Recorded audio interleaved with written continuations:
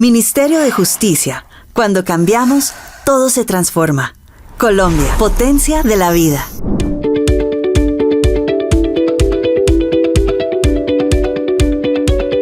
Buenos días, mi nombre es Pablo Sergio Sandino Vadillo García, soy Procurador 246, Judicial 1 para la Defensa de los Derechos de la Infancia, la Adolescencia, la Familia y las Mujeres con funciones en Bogotá, abogado de la Universidad Autónoma de Colombia y especialista en Derecho Público de esa universidad y en Derecho de Familia de la Universidad del Rosario. En este diplomado en conciliación extrajudicial en Derecho, con énfasis en resolución de conflictos agrarios y componente de mujer y género, me corresponde evacuar o tratar el tema, el módulo de gestión de conflictos relacionados con formas de violencia contra la mujer y sujetos de especial protección constitucional.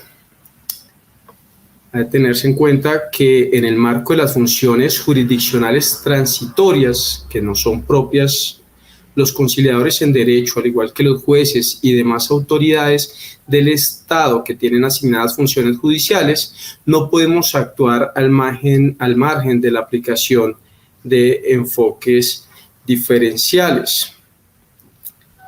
El presente módulo tiene por génesis la decisión adoptada por la Honorable Corte Constitucional en sentencia T-344 del año 2021, del 21 de agosto del 2020, en cuyo numeral sexto se instó al Ministerio de Justicia y del Derecho para que, en uso de las facultades legales conferidas por el artículo 49 del decreto número 1829 de 2013, se incluyera dentro de los contenidos mínimos del programa de formación en conciliación extrajudicial en derecho un eje temático específico en materia de gestión de conflictos relacionados con formas de violencia contra la mujer e introducción de la perspectiva de género en la función de administrar justicia, en el que se tuvieran en cuenta los fundamentos jurídicos de la citada providencia. Decisión que fue acatada por esa cartera mediante la resolución 425 del 30 de marzo de 2023. No obstante, resulta importante proceder al abordaje de esta temática, incluyendo, además de la perspectiva de género, la implementación de los distintos enfoques diferenciales desde una visión interseccional con los que se pueda garantizar una atención, asistencia y protección al universo de víctimas que existen en nuestro país de manera adecuada, diferenciada y transformadora, teniendo en cuenta que, como ya se dijo, en el marco de las funciones jurisdiccionales transitorias propias de los conciliadores en derecho, no se puede actuar al margen de la aplicación de dichos enfoques. En tal sentido, en la primera parte se recogerán conceptos y cuestiones previas dirigidas a facilitar la comprensión del módulo, que incluyen, entre otros, un acercamiento a la concepción de los enfoques diferenciales y a la interseccionalidad. La segunda parte se concentrará en el desarrollo de los enfoques diferenciales y se propondrán rutas para la atención de personas de especial protección constitucional, y en la tercera y última se recogerán algunas buenas prácticas y se sugerirán acciones específicas de atención, realizando además un ejercicio práctico de conciliación. Entrando en nuestros temas, en cuanto a los conceptos y cuestiones previas,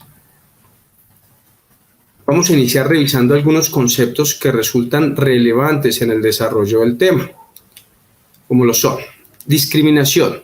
Es toda distinción, exclusión, restricción o preferencia que se basa en determinados motivos como el sexo, la opinión política, la identidad sexual, la orientación sexual o cualquier otra condición social que tenga por objeto o resultado anular o menoscabar el reconocimiento, goce o ejercicio en condiciones de igualdad de los derechos y libertades de todas las personas.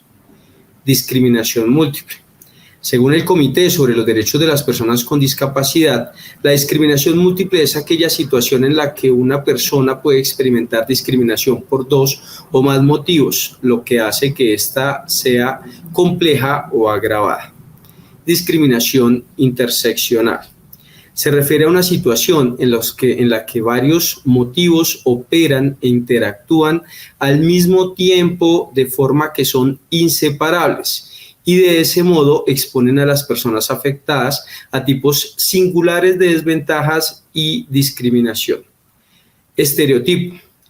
Hace referencia a una visión generalizada o preconcepción concerniente a los atributos, las características o roles de los miembros de un grupo social que hace innecesaria cualquier consideración de sus necesidades, aptitudes y preferencias individuales.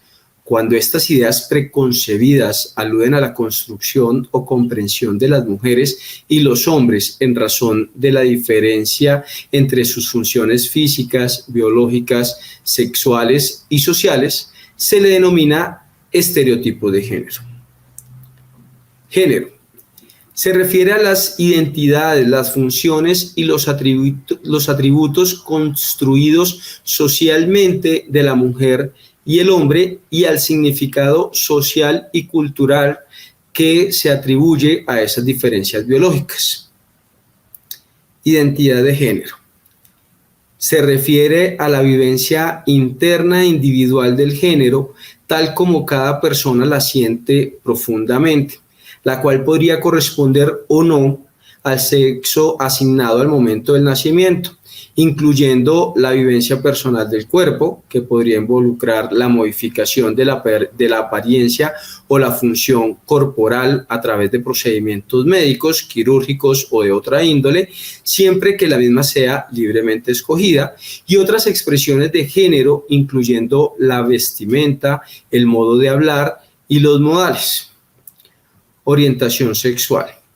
Es la capacidad de sentir profunda atracción emocional, afectiva y sexual por personas del mismo sexo, de un sexo diferente o de más de un sexo, así como la capacidad de tener relaciones íntimas y sexuales con estas personas.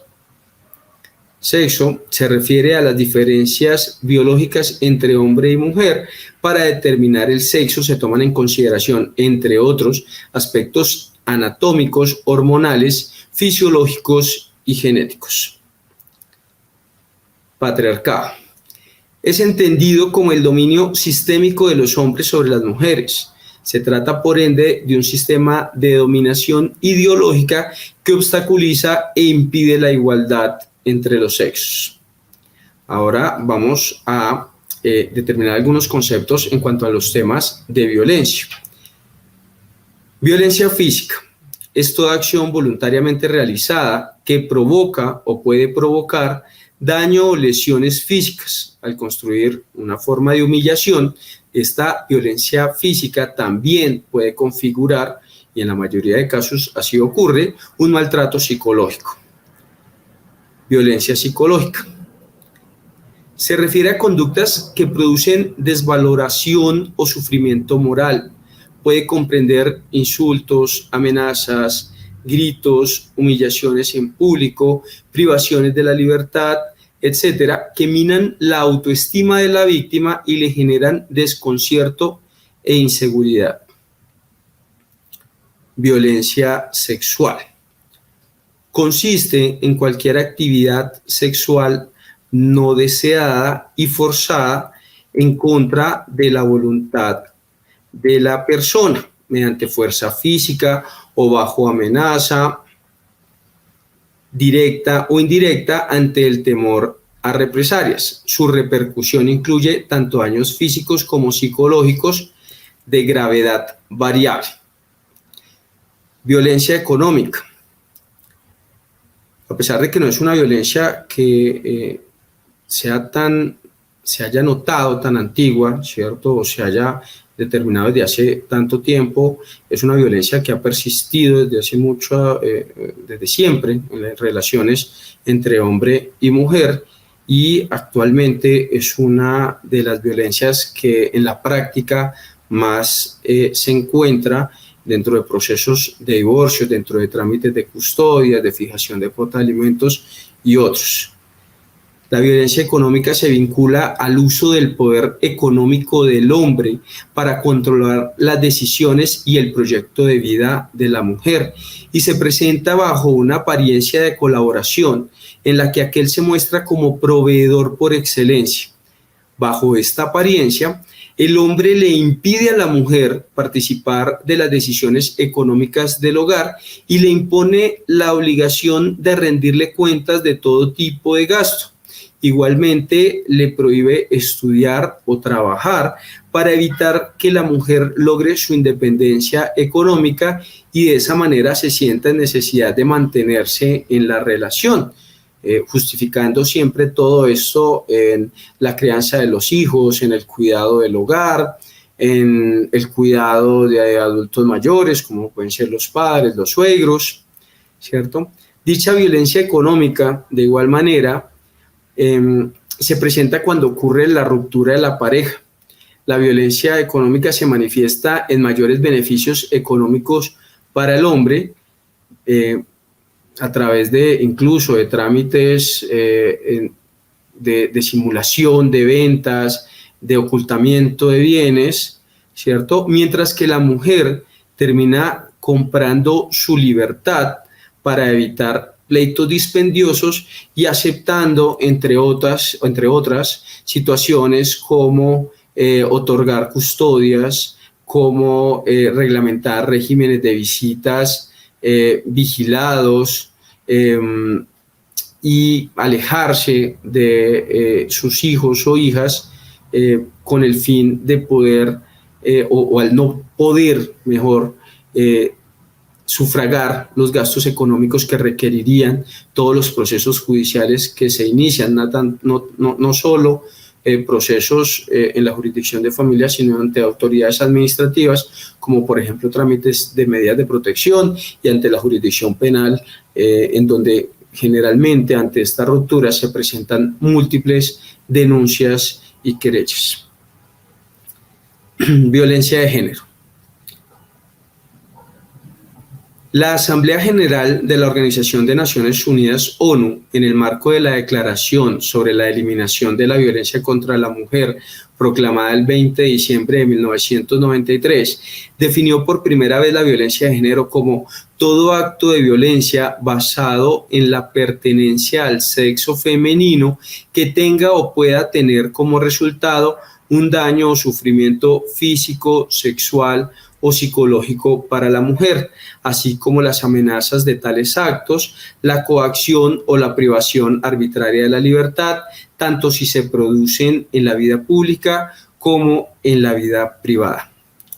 En la sentencia SU 080 del 2020, con ponencia del magistrado José Fernando Reyes Cuartas, la Corte Constitucional subrayó que este tipo de violencia posee tres características propias que la diferencian de otras formas de violencia, como por ejemplo la violencia doméstica, que es entendida como aquella que se desarrolla en el seno de las familias de los hogares y que puede ser tanto ejercida como padecida por cualquiera de sus miembros. Estas características de la violencia de género son a saber: la primera, el sexo de quien sufre la violencia y de quien la ejerce, pues la ejercen los hombres sobre las mujeres. Segundo, la causa de esta violencia se basa en la desigualdad histórica y universal que ha situado en una posición de subordinación a las mujeres respecto a los hombres. La tercera, la generalidad de los ámbitos en que se ejerce. Es decir, se ejerce en todos los ámbitos de la vida, ya que la desigualdad se cristaliza en la pareja, en la familia, en el trabajo, en la economía, en la cultura política, en la religión, etc. Violencia de género institucional. Dentro de la sentencia T-735 de 2017, la Sala Quinta de Revisión de la Corte Constitucional, con ponencia del magistrado Antonio José Lizarazo Ocampo, precisó que las autoridades encargadas de la atención de las mujeres víctimas de violencia de género incurren en este tipo de violencia cuando con su acción u omisión les causan o amenazan con causarles daño psicológico. Esta violencia es el resultado de actos de discriminación que impiden a la mujer acceder a una protección efectiva de sus derechos. El caso adoptado dentro de esa sentencia tuvo por génesis un trámite de medida de protección en el cual se establecieron unas circunstancias de aplazamiento de diligencias, de no remisión o no permitir que la víctima, en este caso la mujer, pudiese ver el expediente y todo lo que allí se tramitaba, en el impedimento de hablar, de pronunciarse libremente dentro de las diligencias, en contrario sensu con su contraparte, quien sí tenía todo este tipo de posibilidades. Y en esa providencia, y para evitar que el Estado se convierta en un segundo agresor de las mujeres víctimas de violencia, la Corte indicó que se deben cumplir, entre otras, las siguientes reglas al momento de atender estos casos. Primero, el proceso de medidas de protección y el trámite de cumplimiento deben darse dentro de un término razonable para evitar nuevos hechos de violencia. Segundo, se le debe permitir a las mujeres el acceso a la información sobre el estado de la investigación para que ejerzan su derecho a la defensa. Tercero, los funcionarios encargados de la ruta de atención deben ser imparciales, asegurando que sus decisiones no se basen en preconcepciones sobre la forma en que debe actuar una víctima de violencia o la gravedad de los hechos para que se reconozcan como una agresión. Cuarto, los derechos reconocidos en la Ley 1257 de 2008, vigente en ese momento, como elegir a no ser confrontada a su agresor, debe ser garantizados en todos los procedimientos administrativos y judiciales para su protección y atención. Quinto, las medidas de protección deben ser idóneas para eliminar la violencia o la amenaza denunciada, atendiendo la modalidad del daño y recurriendo a cualquier tipo de medidas para conjurar la situación de violencia o su riesgo. Sobre estos puntos debemos decir que desafortunadamente en el ejercicio que se tiene de intervención ante autoridades administrativas y judiciales dentro de estos procesos, dentro de estos trámites de medidas de protección, el término que se están demorando es ampliamente superior al establecido por la ley. En las comisarías de familia, por la gran cantidad de carga laboral, por la gran cantidad de solicitudes, no se tratan las medidas de protección con la celeridad esperada. Se ha tenido algunas otras complicaciones que se han detectado en comisarías de familia, en especial en el norte de la ciudad, en donde los procesos de medida de protección cambian su objeto y se transforman y se convierten en procesos de custodia, se convierten en procesos de reglamentación de visitas, se convierten en procesos encaminados a suspensiones de visitas. Y esto, aunado a abogados, a litigantes que hacen solicitudes probatorias que nada tienen que ver con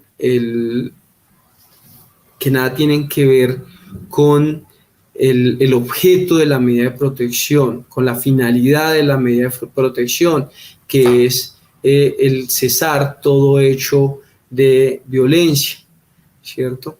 Esos procesos he asistido a diligencias en los que por cada una de las partes se han solicitado más de 80 pruebas, en donde se presentan recursos, en donde incluso se intenta solicitar apelaciones contra autos enlistados en el Código General del Proceso, desconociendo que los trámites de medida de protección deben tener una connotación tutelar, que la misma norma ha regulado que los procedimientos no contemplados allí debían tratarse conforme a las disposiciones establecidas para la acción de tutela.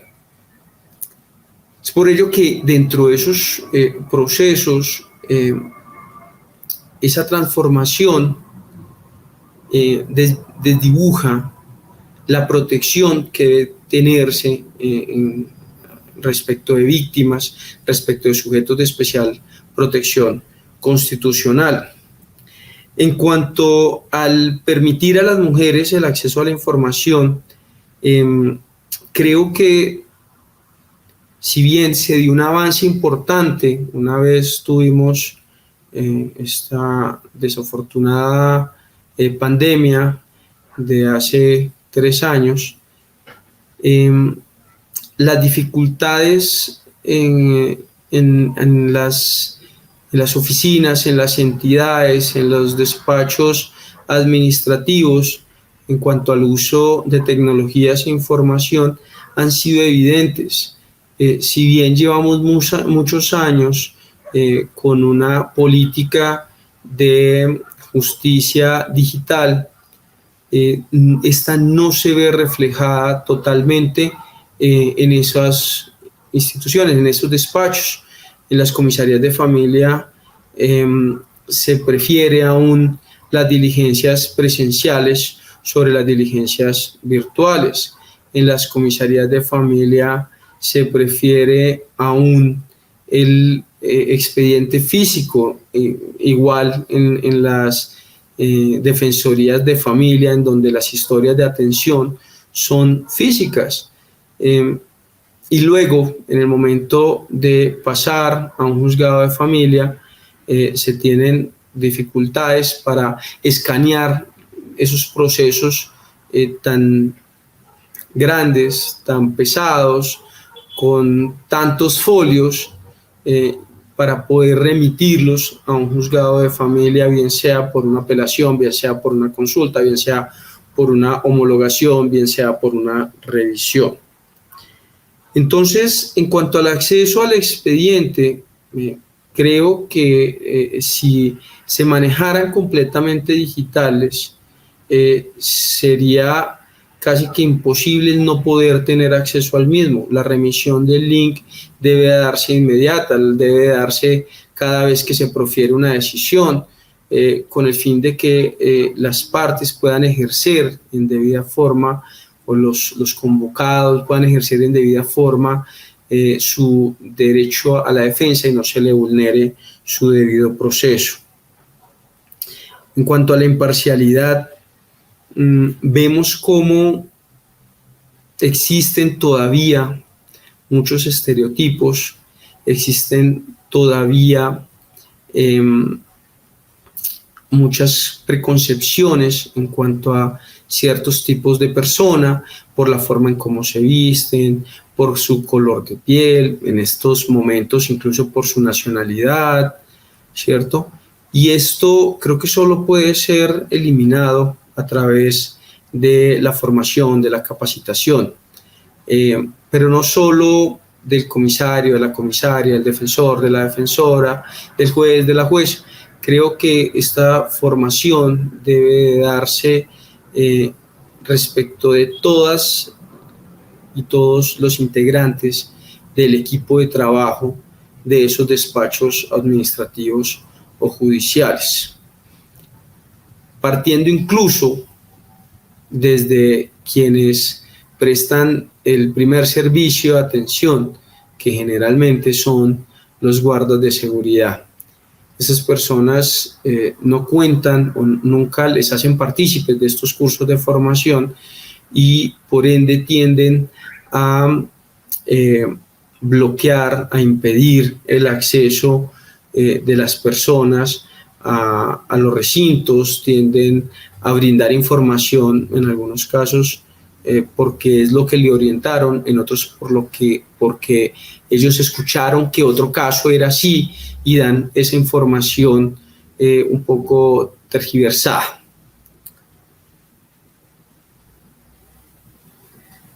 En cuanto al derecho para poder elegir a no ser confrontada la víctima con su agresor, se olvida muchas veces que este es un derecho que debe ser informado a las personas.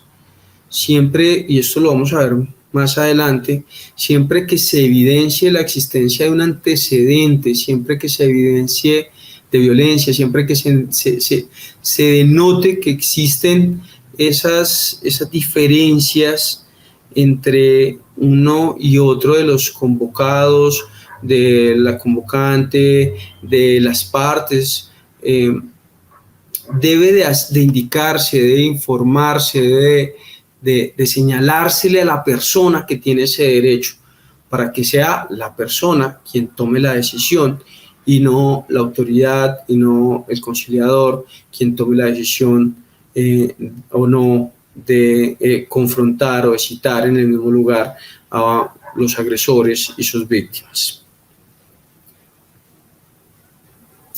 Y el último punto que también me parece muy importante en cuanto a que las medidas de protección que se profieran deben ser idóneas para eliminar la violencia o la amenaza denunciada. Vemos que muchas veces se toman minutas para proferir decisiones, se toman minutas para emitir actas y se olvida que cada caso es particular, que cada caso es especial, que cada caso tiene una connotación distinta, que se cuentan con múltiples ingredientes porque al momento de tener a dos personas frente a nosotros, bien sea en calidad de autoridades o bien sea en calidad de conciliadores, esas dos personas son únicas. Y esa mezcla de cada una de estas personas genera una relación única también. Entonces, cada caso, cada asunto debe estudiarse, debe revisarse de esa manera, sabiendo que es un caso único, que no es un caso que pueda compararse, si bien puede tener similitudes con otros casos que se hayan abordado, no es nunca el mismo. Siempre hay alguna circunstancia particular por sus condiciones, por las características de las personas, y todo esto hace parte del estudio y análisis que debemos tener los funcionarios o las personas que administramos justicia o que ejercemos funciones jurisdiccionales transitoriamente. Ahora, para poder abarcar todos esos conceptos anteriores, ¿cierto? Debemos entender qué es el enfoque diferencial.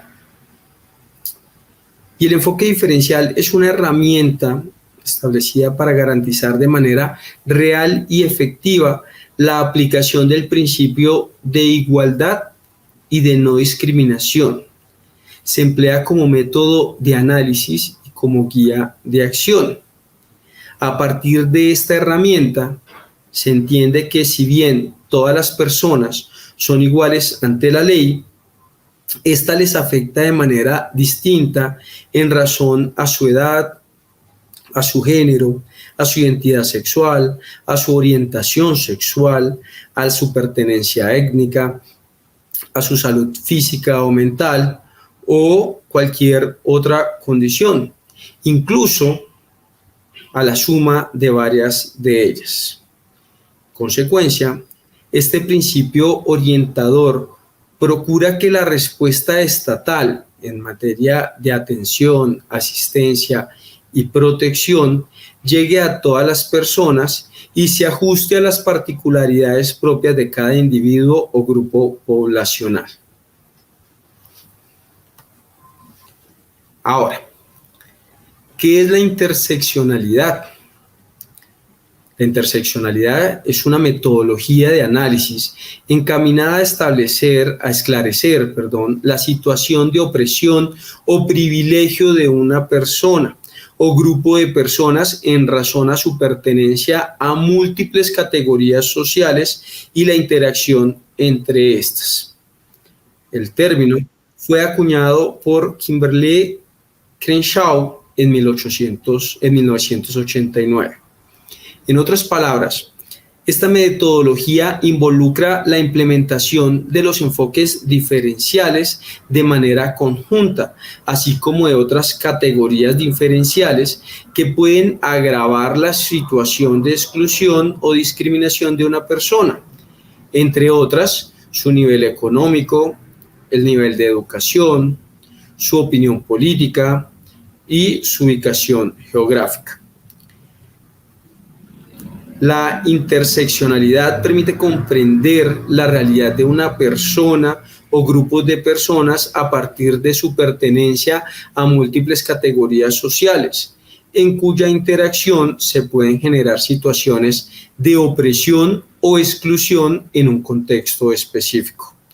En suma, la implementación de este método favorece la comprensión de las causas y los efectos de los hechos vulneradores desde una visión integral y en consecuencia ofrece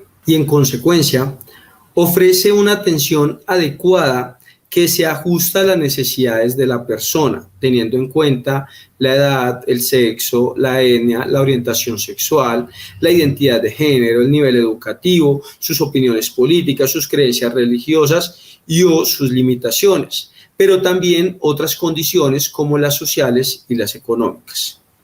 Lo anterior por cuanto la pertenencia a un grupo vulnerable per se no genera vulnerabilidad. Hay que tenerse en cuenta que existen, si bien un posible grupo vulnerable son los adultos mayores, existen adultos mayores independientes, existen adultos mayores con capacidad económica, vigorosos, ¿cierto? Si bien tenemos que un grupo vulnerable es las comunidades indígenas o el pertenecer a una comunidad indígena debido a su contexto particular, pueden encontrarse miembros de las comunidades indígenas que tienen incluso situaciones de privilegio por razones económicas. Tenemos casos en los que, por ejemplo, ahora, si bien el ser afrodescendiente puede ser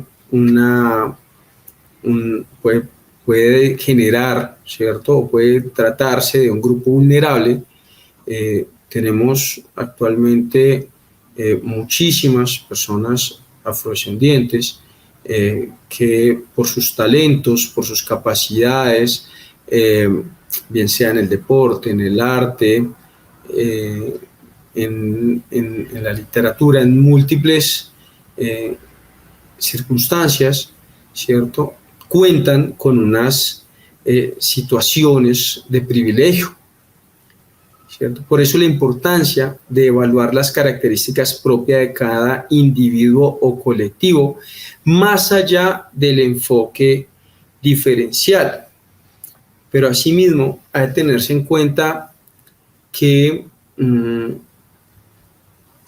existen casos, por ejemplo, en los que personas adultos mayores con prosperidad económica, por decirlo de alguna manera, pueden llegar a presentarse y a verse vulnerados por otras personas.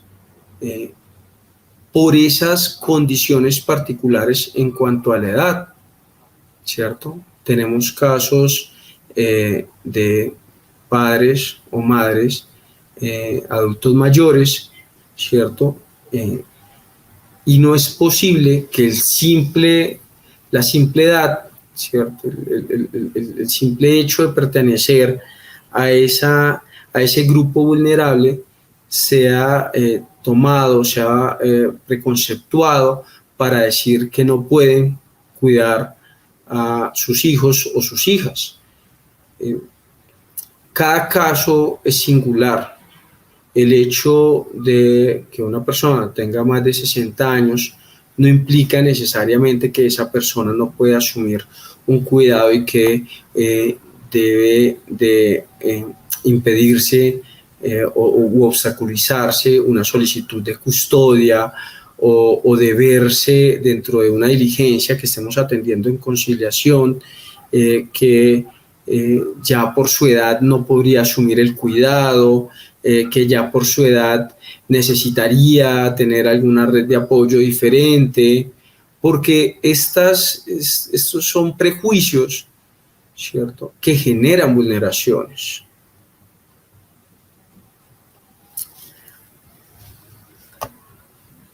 Ahora bien, con el fin de establecer si en un caso concreto se debe aplicar la perspectiva diferencial como método analítico de la cuestión jurídica a resolver, ha de tenerse en cuenta el listado contenido en el documento titulado Criterios de equidad para una administración de justicia con perspectiva de género, elaborado en el año 2016 por la Comisión Nacional de Género de la Rama Judicial, cuyas preguntas resultan claves en la búsqueda de hacer efectivos los principios de igualdad y de no discriminación a través del quehacer jurisdiccional.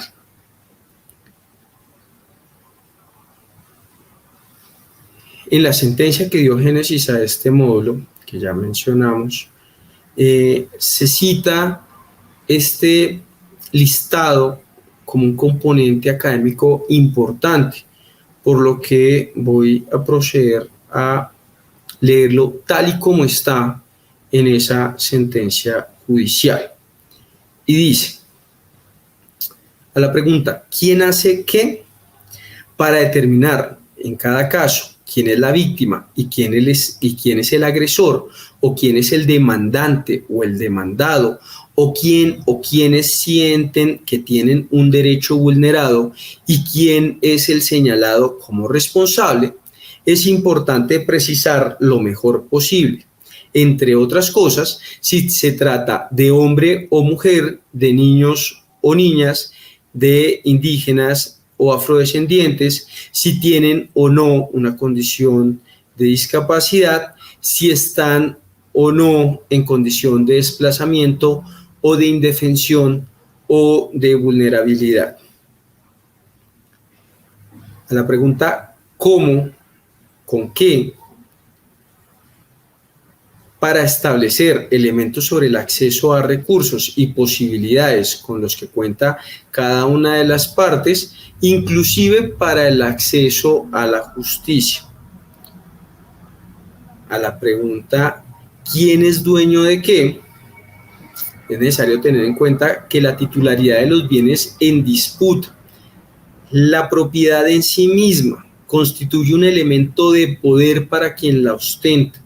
En conflictos de pareja, en los casos de desplazamiento o despojos de tierras, el tema de la propiedad es crucial, dado que no siempre es claro el elemento de la titularidad formal y es preciso acudir a diferentes mecanismos de prueba para garantizar de manera efectiva los derechos a quien, teniéndolos, no siempre los puede ejercer de manera adecuada o no siempre los puede demostrar.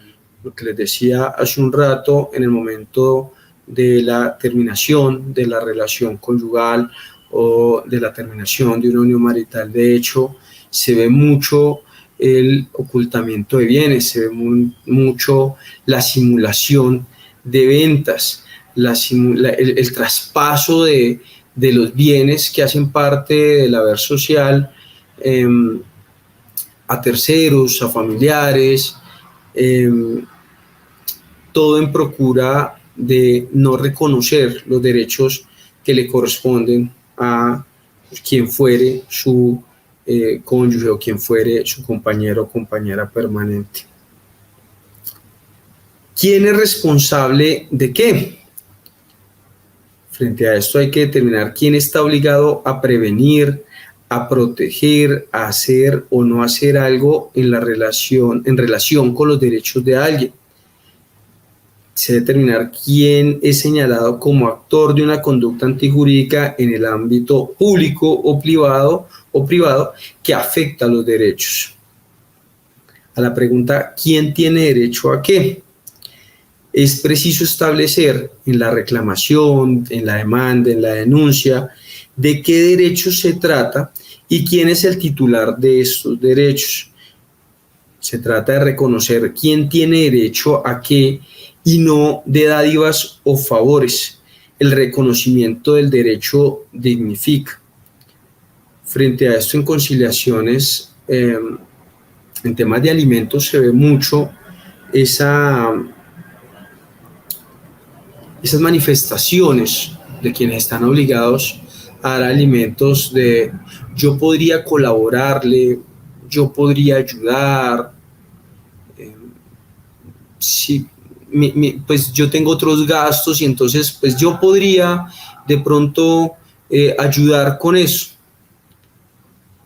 Y en alimentos sabemos que no es que quiera ayudar, se trata de una obligación contenida en el Código Civil que determina quiénes deben alimentos, ¿cierto? Entonces, ese reconocimiento, esa afirmación dentro de las diligencias es importante de establecer esas obligaciones que se tienen, que no se trata de un favor o de un regalo que se está haciendo, se trata del cumplimiento de una obligación.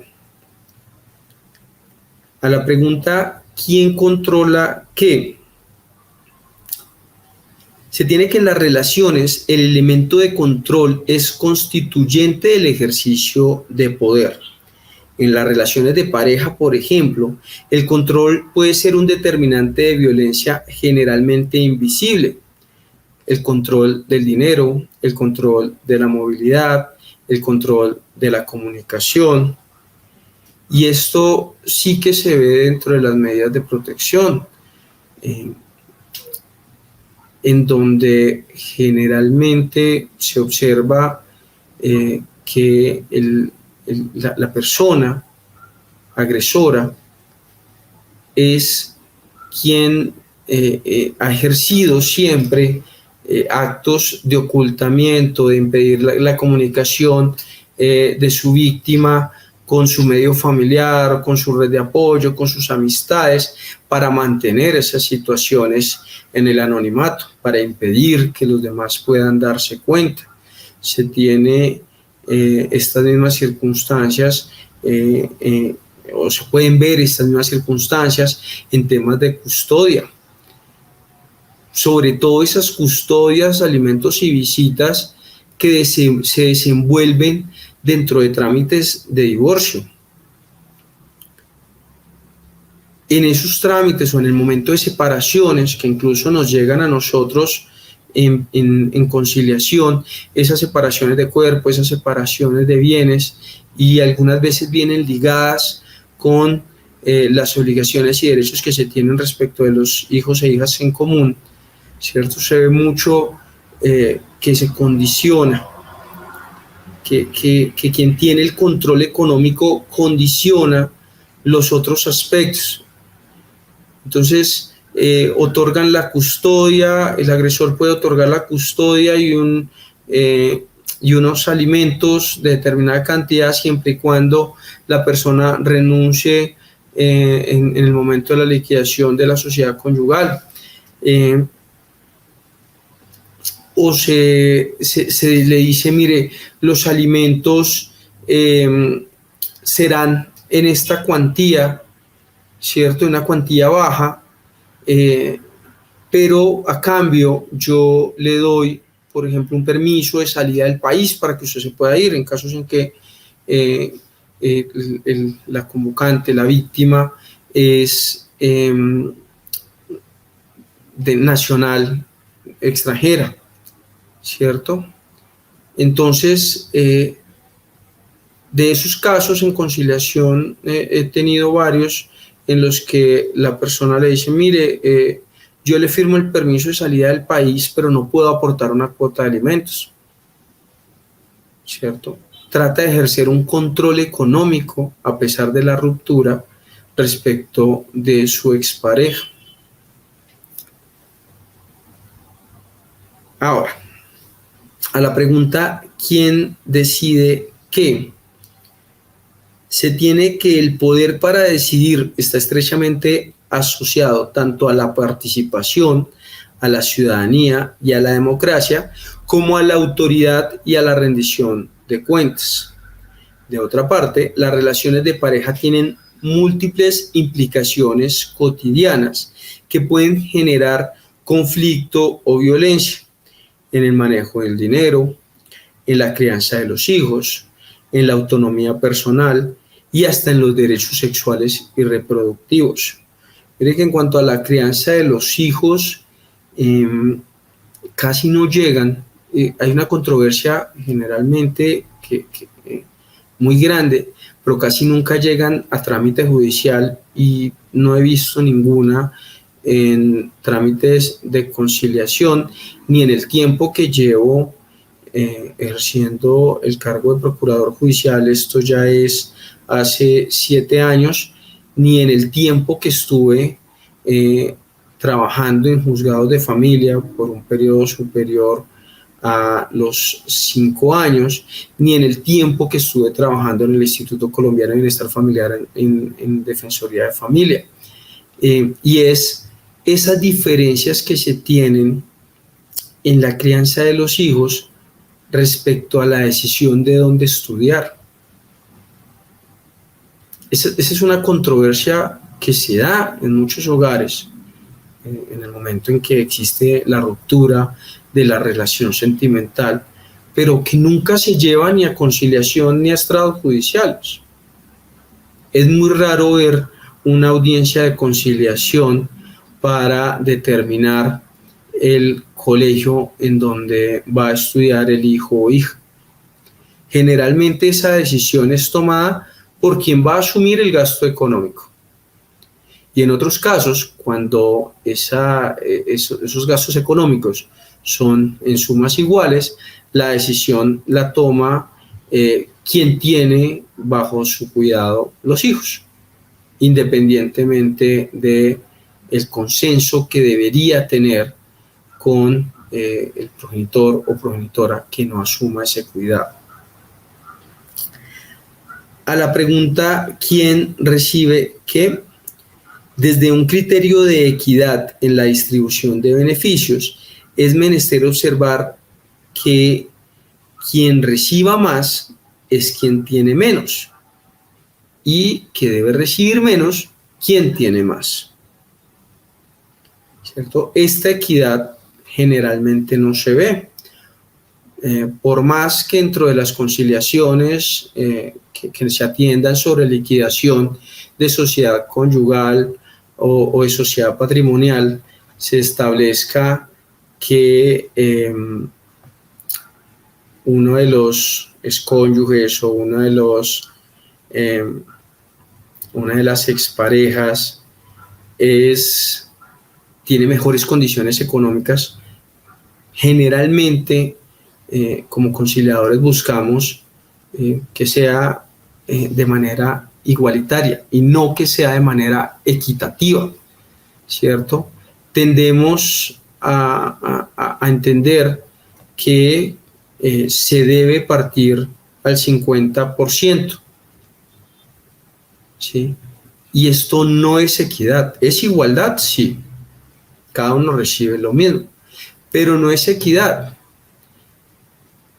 Desconocemos muchas veces en la función de conciliador la posibilidad que se tiene de que esto no sea en un 50%, que como es un acuerdo de voluntades puede ser en un 40% para quien tiene mejores condiciones y un 60% para quien tiene menos condiciones o una condición económica desfavorable, para quien ha asumido un rol cuidador, un rol protector, un rol de hogar, ¿cierto? Y nunca tuvo la posibilidad de acceder a una independencia económica, ¿sí? Y esto creo que es muy importante tener en cuenta dentro del análisis de este módulo. Ahora, a las preguntas ¿por qué? ¿Y cuál es la base de la situación? Sin duda, algo que contribuye a abordar de manera integral un hecho es ponerlo en contexto. Se debe realizar un análisis de la situación teniendo en cuenta las reglas, las normas, las costumbres, incluso la historia puede ayudar a explicar ciertas prácticas o comportamientos que en algún momento eran permitidos, pero que actualmente la ley proscribe o viceversa. Por ejemplo, no fue sino hasta el año 1932 que la ley reconoció la capacidad de las mujeres casadas para administrar tanto los bienes propios como los adquiridos en vigencia de la sociedad conyugal. Antes de eso, en materia patrimonial, estaban totalmente sometidas a la potestad del marido, situación que al día de hoy pues resulta inconcebible, aunque claro, en algunas circunstancias se dan, como lo hemos venido hablando, se presentan esas simulaciones, esos ocultamientos de bienes, cuando existen sociedades, cuando existen empresas, se ocultan las ganancias, se ocultan la realidad económica de las empresas o se transforma la realidad económica de la empresa para evitar el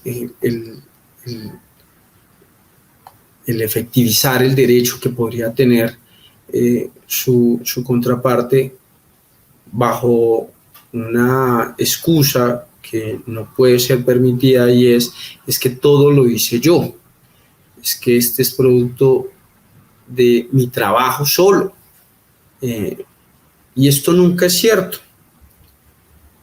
Esto nunca es cierto. Generalmente, y así está constituida la familia, esas familias crecen por el aporte que hacen cada uno de sus miembros. La familia crece económicamente, espiritualmente, afectivamente, por el aporte que hace cada uno de los integrantes, ¿cierto? Una familia como una empresa no crece sola, no crece por el trabajo de una sola persona. Si bien el aporte que se da a un emprendimiento, a una empresa, a un establecimiento, a una sociedad, no siempre por una de las partes se da de manera o en forma económica. Es cierto que ese aporte se puede dar con trabajo, ese aporte se puede dar descargando o apoyando a que la persona que está allí trabajando no tenga otras preocupaciones, por ejemplo, las del hogar, las de los hijos, ¿cierto? Y este reconocimiento se debe realizar, ¿sí? En esos términos, ¿cierto? Bajo esas preguntas, bajo esas respuestas, ¿cierto? Podemos analizar cuándo es necesario aplicar el enfoque diferencial con visión interseccional, ¿cierto? En nuestro siguiente módulo vamos a proceder a ver de mejor manera todos estos sujetos que son a quienes va dirigidos esos enfoques diferenciales. Vamos a enunciarlos brevemente acá antes de terminar este primer módulo, estableciendo que para la aplicación, ¿cierto?, para la protección de los derechos de estos sujetos, debemos analizar el enfoque de su ciclo vital, como lo es niños, niñas, adolescentes y adultos mayores, el enfoque de discapacidad, ¿cierto?, entendiendo la discapacidad que puede existir, física, sensorial, intelectual, mental o múltiple, ¿cierto? El enfoque en cuanto a la pertenencia étnica, hablando de comunidades indígenas, comunidades negras, comunidades afrocolombianas y palenqueras, hablando de raizales del archipiélago de San Andrés y Providencia, y hablando de gitanos o rom. En cuanto al enfoque de género, hay que establecer que existen dos características, y es la biológica, ¿cierto?, cuando hablamos de femenino, de mujeres, y cuando hablamos de la identidad de género, en la que está la mujer transexual, el hombre transexual, el travesti, ¿cierto?, o la persona travesti, mejor. En cuanto al enfoque en orientación sexual, hablamos de lesbianas, gays, bisexual, pansexual, asexual y otros tipos de orientaciones sexuales, para no limitarlas a estas que están allí enlistadas. Y también podemos hablar de un enfoque en cuanto a condiciones socioeconómicas, ¿cierto? Esto lo vamos a ver al final del siguiente módulo, para la protección de esas personas desplazadas por la violencia, para la protección de esas personas en extrema pobreza. Entonces, como ya lo dije, dichos enfoques vamos a verlos en el siguiente módulo y daremos por terminado este primer módulo. Colombia, potencia de la vida.